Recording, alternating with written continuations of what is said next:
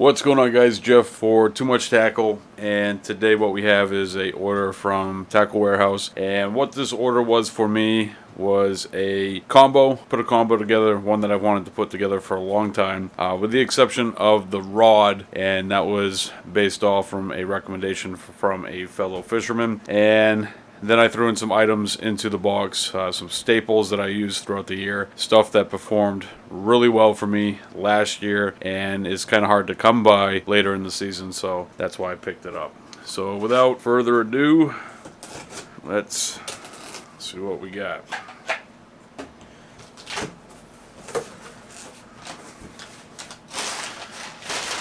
So you get the sticker from Tackle Warehouse, the t-shirt, short sleeves t-shirt that you get with larger orders, and I don't remember exactly what I paid, but they had a Tackle Warehouse rod glove, which looks really thin. The purchase of a rod, I think it took a couple dollars off, so I use these quite a bit in the boat, and they help protect the rod quite a bit. See how that works out on the rod that I picked up.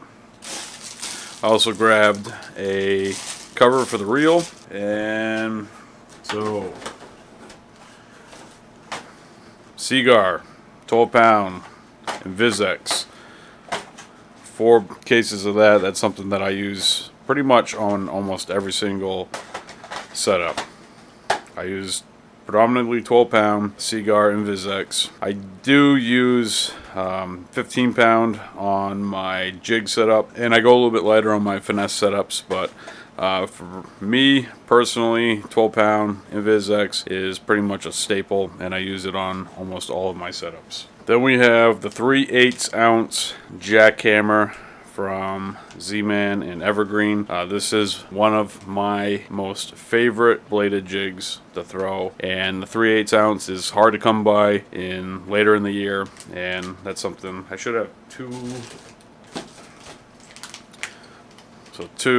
3/8 ounce jackhammers. Last year I use predominantly the white and the black and blue, and I usually go with the 3/8 ounce. I use heavier trailers, bigger trailers, to give it a bigger profile. This is my favorite size, favorite color. By the end of the season, because I fish a lot of waters that have pike in it, and pike will break me off quite often, and I was down to one jackhammer at the end of the year, 1/2 ounce white jackhammer, and it worked all right for me, but there weren't any jackhammers available, and it got kind of slim pickings towards the end of the year. So I'm going to stock up on these this year, and hopefully that will alleviate that problem.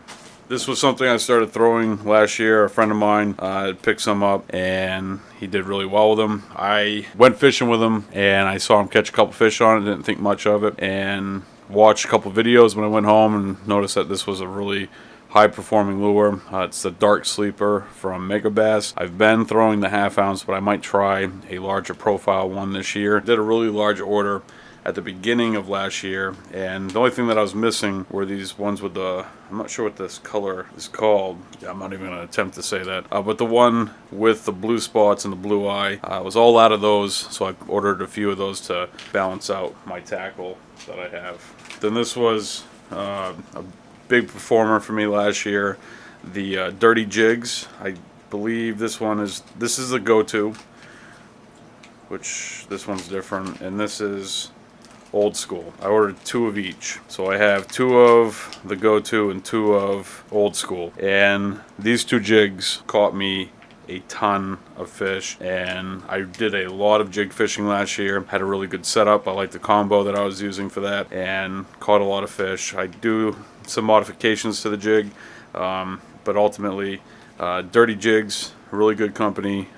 Again, 3/8 ounce, that's a very common weight for me to throw, and these 2 colorations, they're very similar, but were very, very high performing jigs for me.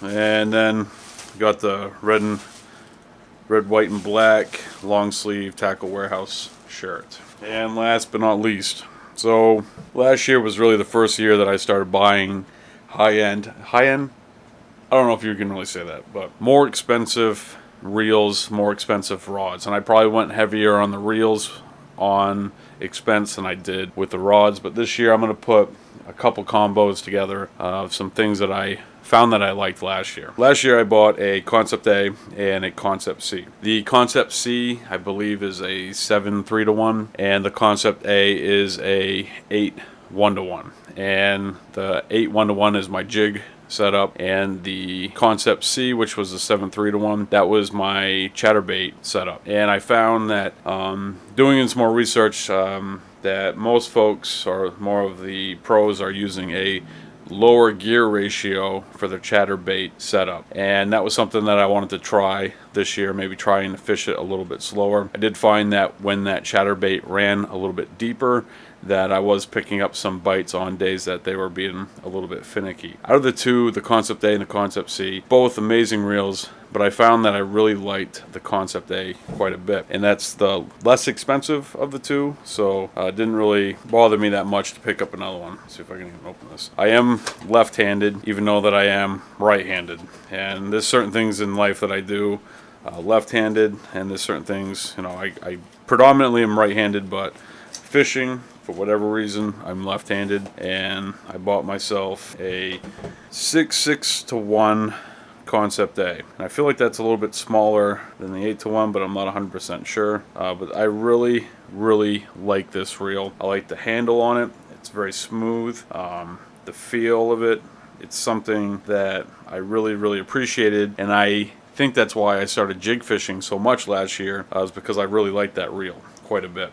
And I could have used it for some other scenarios, maybe a frogging setup, or, you know, just fished it a little bit slower, but I really gravitated towards the Concept A quite a bit, and I wanted to get a Concept A that was a little bit more of a common gear ratio so I could use it a little bit more often. I do think that I will get a 7 3-to-1 or whatever the gear ratio is for the 7 in the Concept A, and I also believe that, you know, I'll probably get a little bit faster of a Concept C too. But I really like these reels from 13 Fishing, and definitely high quality. They do a lot of the tricking out. They call it trick out your reel. That's not really my thing. I kind of like reels, as I really don't want to be taking reels apart and making colorations of them and all that stuff. I think if you had multiple of the same gear ratio, maybe then it might be beneficial to put some different coloration into it, just so you had like some type of system where you know that this reel is for what have you. But I don't have a ton of combos at this point in time, and this is definitely just a reel that I really loved last year and wanted to try it out for my chatterbait fishing. So I'm going to go ahead and put that back in the box, and I'm going to grab the rod that I'm going to be pairing this reel up with. Now, it's probably going to be hard to get this all in frame.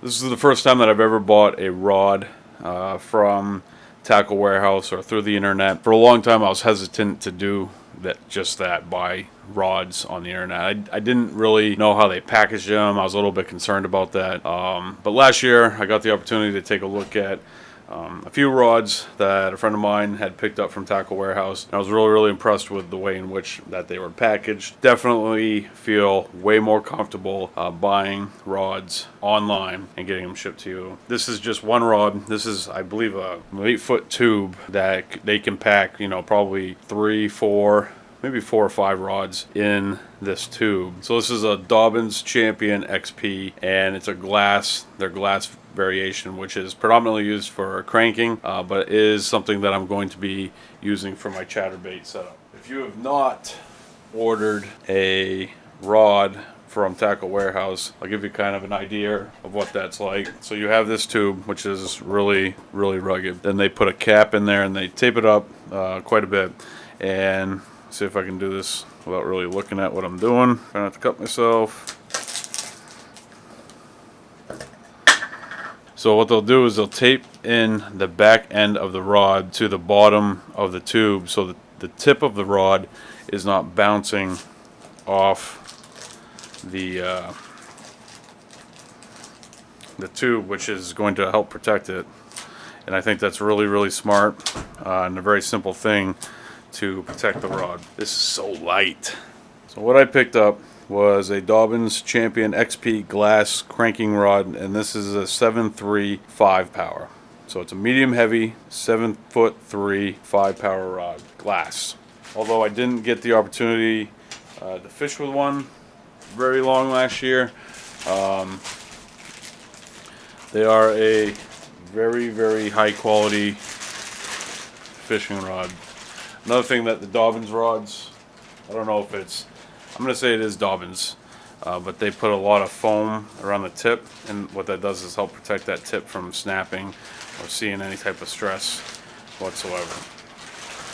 Another great thing about Dobyns is their return policy is really, really solid. And even though that this is listed as a crankbait rod, it does say chatterbaits, crankbaits, and spinnerbaits. I went with the 7.3 because I am 5'9" and have shorter arms, and I like to fish most often with the tip down, and those rods that, you know, are above 7.3, I'm usually dragging that tip in the water at that point. That's something that I try to avoid. But the breakdown on this rod is it's a Dobyns Champion XP. It is a 7.35, which 7'3", 5 power. It's a crankbait glass rod.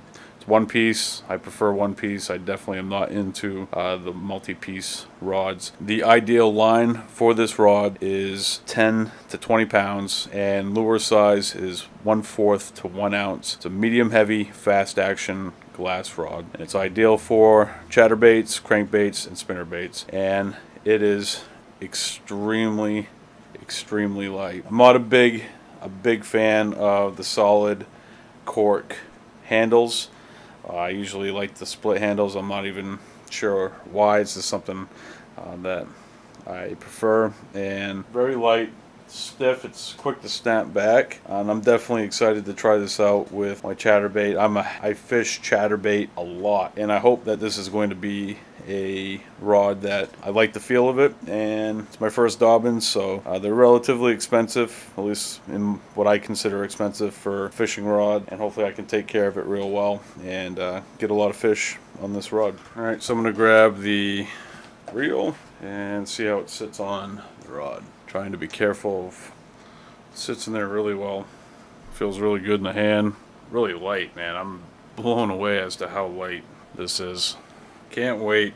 I don't know if you're anything like me. In the wintertime, I tend to think about what I'm going to do next year and spend a little bit too much money on buying lures and all the gadgets and gizmos that are going to help me catch fish in the next season.